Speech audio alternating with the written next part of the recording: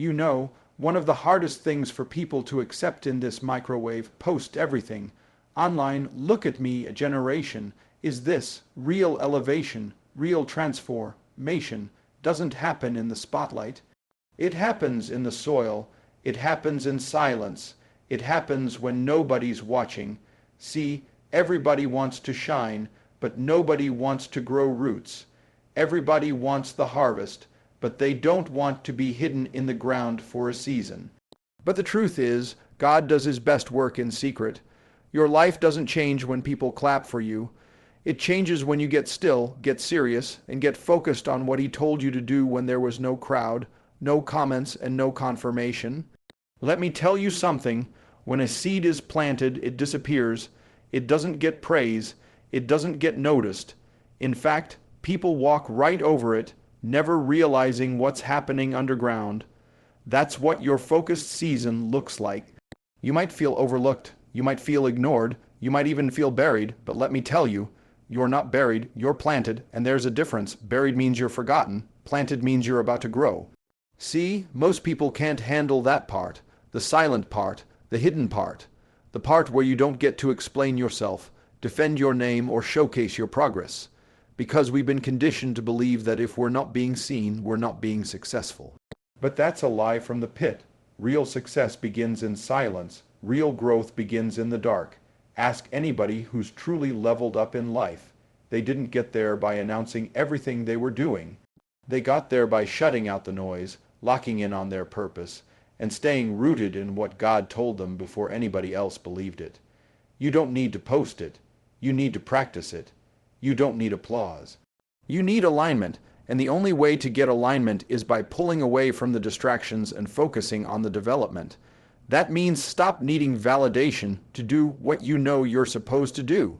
Stop needing confirmation to be consistent, because what you're working on in private will soon speak for itself in public. I remember seasons where I felt like nothing was happening. Like I was doing the right things, praying the right prayers, making the right moves, but nobody saw it. Nobody acknowledged it, and for a moment I let that discourage me.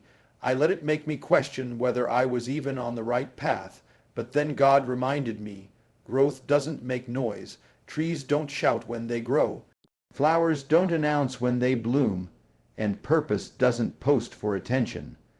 God is not in a rush to expose what he's still developing, and if you try to force your own exposure before you're ready, you'll end up sabotaging your own success. You'll get out there and not be rooted deep enough to handle the weight of your own assignment. That's why the silence matters. That's why the hidden season is sacred, because that's where he strengthens your character, disciplines your habits, and aligns your spirit with your assignment.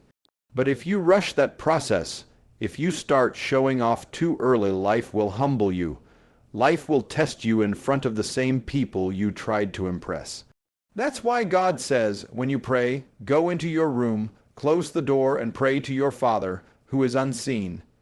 Then your Father, who sees what is done in secret, will reward you openly. Did you catch that? The secret place brings public reward. The silent season births the visible shift. So if you're in a season right now where it feels like you're invisible, don't be discouraged. That's not punishment.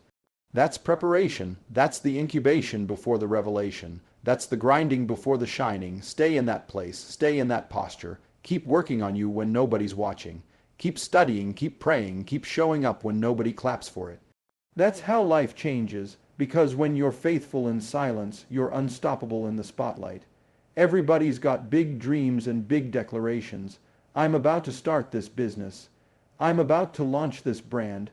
Just wait till I drop this course. And don't get me wrong, speaking life is powerful, but too many people are using their voice as a substitute for their work. They talk a good game, but they never build anything that lasts. They're too busy announcing moves they haven't made yet and wondering why nothing's changing. Let me help you stop broadcasting and start building, because life doesn't respond to what you say, it responds to what you do. See, we live in a culture that loves exposure but lacks execution. Everybody wants to be seen, but nobody wants to sacrifice. And what's dangerous about that is you can end up addicted to attention instead of committed to your assignment. You'll get caught up in impressing people instead of improving yourself. You'll build a brand before you build a foundation. And let me tell you, if the foundation's weak, it doesn't matter how pretty the building looks. It's coming down. Some of y'all are announcing your vision before you even know what it costs. You're getting high off likes and comments instead of locking in on purpose.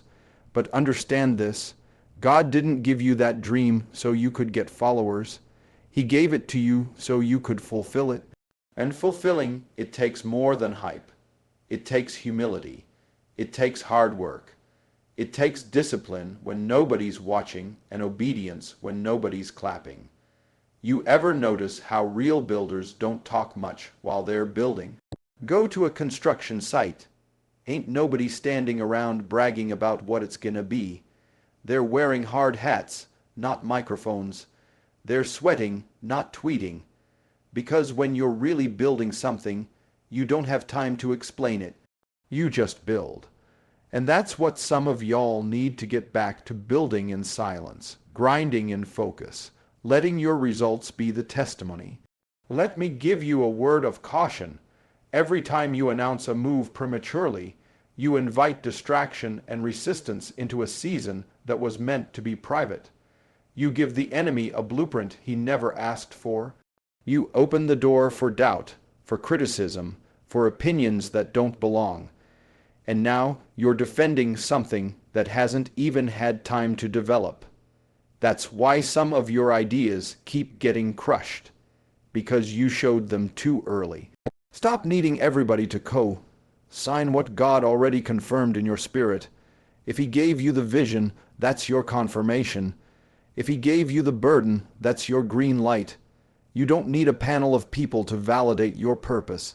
You need to be about your Father's business, quietly, consistently, without applause, without updates. Just build brick by brick, day by day, obedience over optics, execution over explanation. Some of y'all are so busy convincing people that you're doing something, you never actually do it.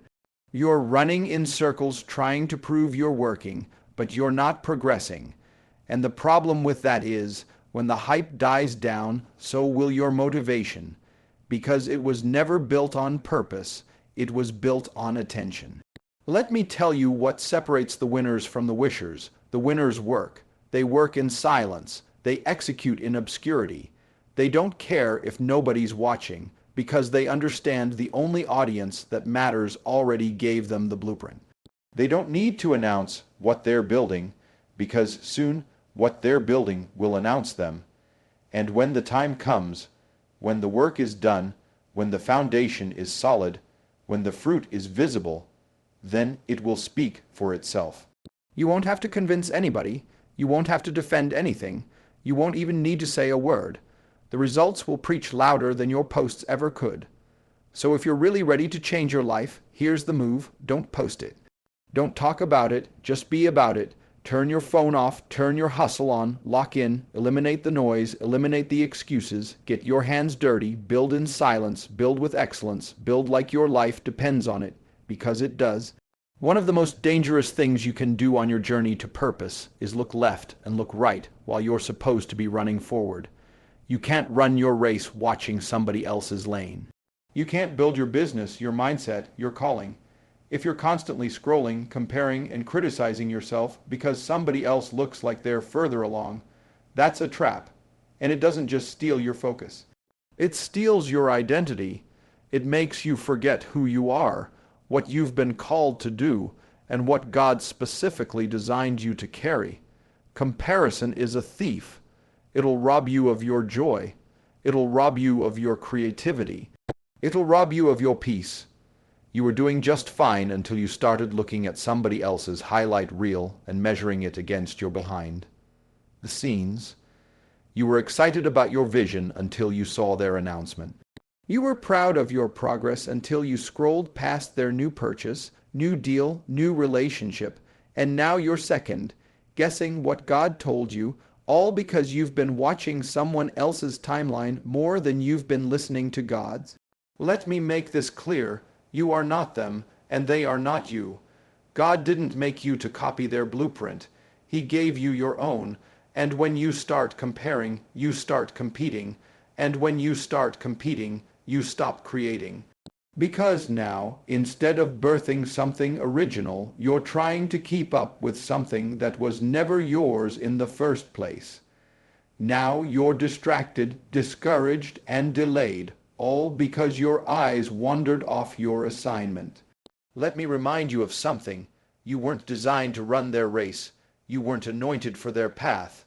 You weren't called to build what they are building.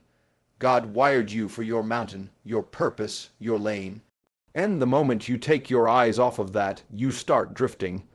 You start missing the divine instructions He's been trying to give you, and you can't afford that in this season. This is not the season to be distracted. This is the season to be locked in, dialed in, zoned in on you, on your growth, on your healing, on your development. Because if you don't do your work, nobody else can do it for you.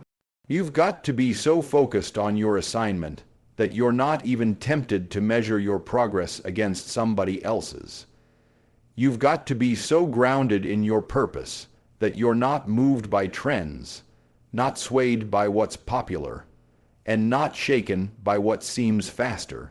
Because, let's be real, just because something looks like it's moving fast doesn't mean it's built to last.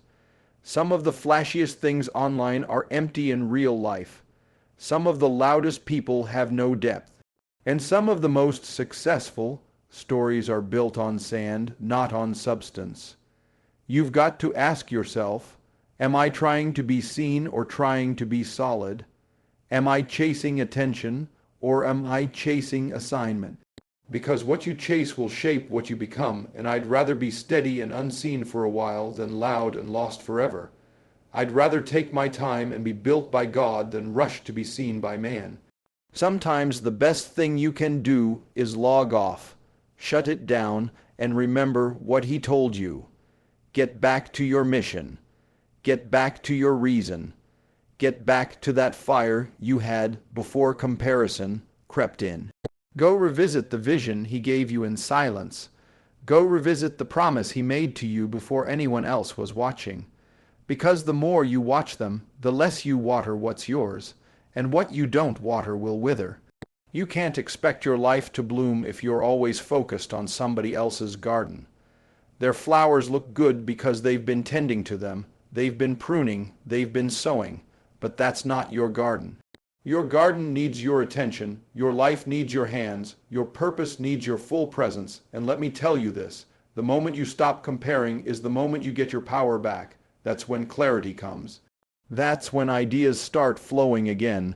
That's when peace returns, because your eyes are back on the prize, your spirit is back in alignment, and life starts moving. Not because it changed, but because you did. So if you're tired of feeling stuck, discouraged, or like you're behind, stop looking at them and start looking at you. One of the most misunderstood weapons you've been given in life is your silence.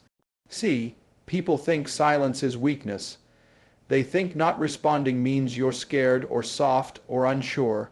But let me tell you something that couldn't be further from the truth. Sometimes silence is strategy. Sometimes silence is strength. Sometimes the most powerful thing you can do is say nothing and keep moving like you heard everything. Because when you're quiet, the enemy can't track your next move.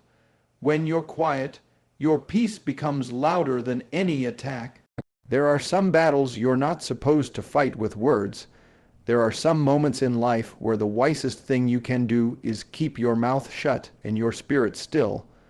Not because you don't have something to say, but because you know who's fighting for you. You know who's already handling it. You know what the word says, be still, and know that I am God. Stillness is not passivity. It's power under control. It's the posture of someone who knows they don't have to clap back, because God's got their back. But here's the issue. We live in a time where everybody wants the last word. Everybody wants to defend themselves, prove themselves, correct the record, protect their name. And if you're not careful, you'll get sucked into battles that don't even belong to you. You'll waste your oil fighting flesh when the real fight is spiritual. That's what the enemy wants. He wants you distracted, reactive, emotional, because then you lose your edge, you lose your focus. You give your power away trying to win arguments that don't move your purpose forward. Let me be clear, not everything needs a response. Not every insult deserves your energy. Not every opinion needs your correction. Sometimes the best clapback is consistency. Sometimes the best defense is elevation. Sometimes the loudest answer is silence, because while they're talking, you're building. While they're gossiping, you're grinding. While they're doubting, you're developing. And before long, they'll have to eat their words while you feast off the work you never stopped doing. Let them talk. Let them assume. Let them whisper. Let them misunderstand you. That's not your problem. Your problem is, are you still doing what God told you to do? Are you still showing up? Are you still walking in purpose? Are you still focused, or did their noise become your soundtrack? The enemy knows he can't take your purpose, so he tries to disrupt your peace, and one of his favorite tools is noise, drama, chaos, gossip, offense. Why? Because if he can get you caught up in that, he doesn't have to stop you. You'll stop yourself. You'll be so busy responding to distractions, you won't even notice you're off track. That's why silence is spiritual warfare. When you stay quiet in the face of confusion, you're making a declaration that says, I trust God more than I trust my mouth. I trust His vindication more than I trust my validation. And make no mistake, God is not ignoring what they did. He's not blind to what they said, but He is testing your response. He's checking if you can stay in position even when you're being provoked. He's watching to see if you'll keep your integrity when your name is being dragged. Because if you can stay faithful in that moment, if you can stay silent and still He'll elevate you in front of the same people who tried to pull you down. The Bible says He prepares a table before me in the presence of my enemies, not in private, not in secret, in the presence of those who came against you. That's not accidental, that's intentional. That's God showing them that your silence was never weakness. It was wisdom. Your restraint wasn't fear. It was faith. Your stillness wasn't surrender. It was strategy. Some of the greatest breakthroughs in your life are going to come after you choose not to respond, because you're not proving anything anymore. You're not defending anything anymore. You're too focused, too disciplined, too aligned to waste energy on things beneath your purpose. You're in a season where silence is not just a posture, it's a weapon. And when you master that, life will shift in ways you never imagined. Not because you got louder, but because you got wiser. Let me tell you something that most people don't realize. When you really start focusing on yourself, when you really get locked in on your own growth, your own healing, your own goals, something interesting happens. People start falling off. Some relationships start fading. Some conversations start feeling empty. Some circles start getting smaller. And it's not because you're being cold or distant. It's because elevation requires separation. And that's a part of the process most folks aren't ready for. See, when you change your priorities, your environment has to adjust, or it has to go. When you stop entertaining drama, when you stop giving energy to gossip, when you stop making time for people who aren't going where you're going, the distance starts to show, and the truth is, some people only liked you when you were struggling. Some people only felt comfortable when you were stuck. The moment you start leveling up, the moment you start investing in your future, some folks will take it personal. Not because you did something to them, but because your growth exposes their stagnation. And here's what you've got to understand. That's okay. That's a part of the pruning. That's part of what happens when you truly start to focus. Everybody can't go with you. Everybody's not assigned to your next level. And if you spend your time trying to carry dead weight out of loyalty, you'll sabotage your progress out of guilt. You'll slow down your own momentum because you're afraid to let go of what's no longer aligned with where you're headed. There's nothing wrong with outgrowing people. That doesn't make you arrogant, that makes you aware. When your mindset shifts, when your values shift, when your vision becomes crystal clear, your standards shift too. And when your standards rise, your tolerance for foolishness gets real low. You don't have time for the same cycles. You don't have patience for the same patterns. You don't have the capacity to keep entertaining people who drain you instead of feed you. But here's where it gets tough. Because we've been conditioned to feel guilty for choosing ourselves. We've been trained to believe that saying no is selfish. But I need you to hear this. Protecting your peace is not selfish. It's necessary. Guarding your purpose is not pride, it's wisdom. And distancing yourself from dysfunction is not betrayal, it's stewardship. You've got to start treating your energy like it's valuable, because it is. You don't owe everybody access just because they've had history with you. Some people had a role in your past, but they have no place in your future. Don't let loyalty become your limitation. Just because you started with them doesn't mean you're supposed to finish with them. Some people were part of your journey to teach you a lesson, not to walk with you to destiny. And the moment you realize that, you stop forcing connections that no longer fit. You stop begging for support that's not coming. You stop waiting for people to understand your vision when it was never theirs to carry in the first place. This is a season where God is calling you to focus, and focus requires filtering. It means being honest about what's helping you grow and what's holding you back. It means asking hard questions. Who brings clarity? Who brings confusion? Who pushes you forward? Who keeps you stuck? Who speaks life into your purpose? Who drains your potential with their presence?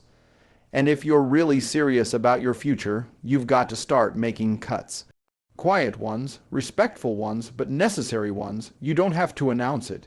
You don't have to explain it. You just move different. You prioritize different. You elevate different. Because at the end of the day, your life is your responsibility. And nobody else is going to protect your purpose for you. That's your job. So don't be afraid of losing people. Be afraid of losing yourself trying to keep people who were never assigned to your calling. Be bold enough to choose peace over popularity. Be wise enough to pick purpose over comfort. Be strong enough to walk alone if it means walking in alignment. Because when you get serious about your life, the wrong people will remove themselves, and the right ones will recognize you without you having to say a word. There's something powerful that starts to happen when you focus on yourself and stay silent. Not just in a temporary way, not just for a few days, but when you really commit to the process. When you stop chasing attention, stop explaining yourself to people who don't even understand purpose.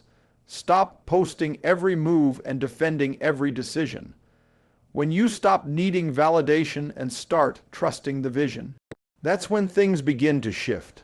Not just on the outside, but deep within. Because the silence isn't just about shutting other people out. It's about finally giving yourself enough space to hear you. Most people live loud but think shallow. They stay busy but never go deep. They're constantly distracted, constantly stimulated, constantly reacting. And the result is they never really know themselves.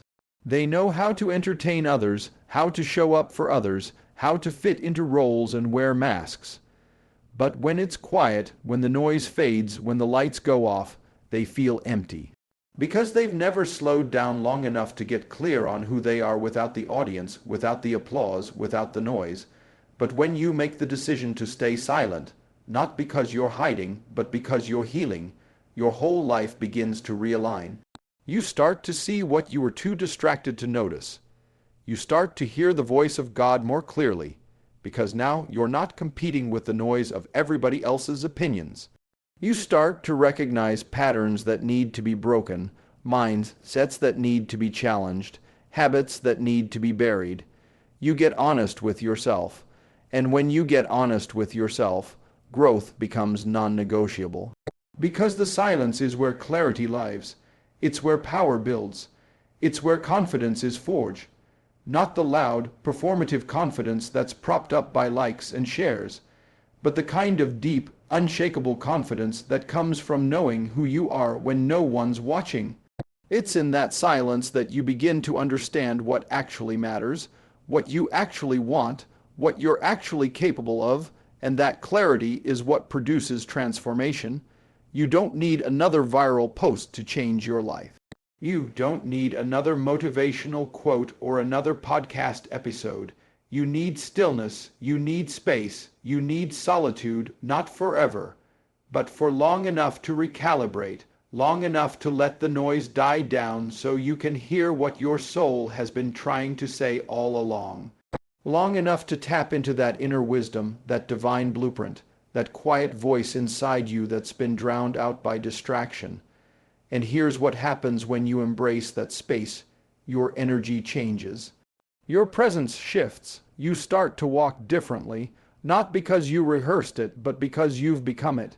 You start moving with a quiet confidence. You stop explaining your decisions.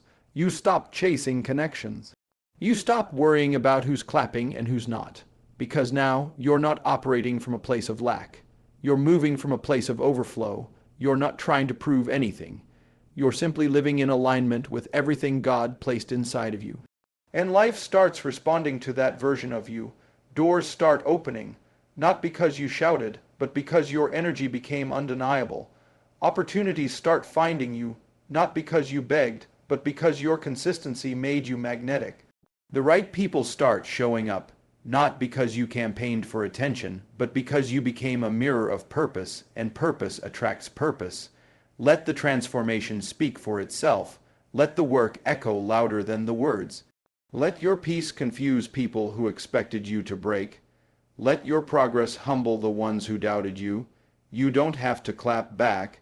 You don't have to explain the glow. You don't have to post every part of the process. When the time is right, your results will walk into the room before you do. Because here's the truth. When you focus on yourself and stay silent long enough to heal, to grow, to align, to become, life has to change. Not because the world got easier, but because you got stronger.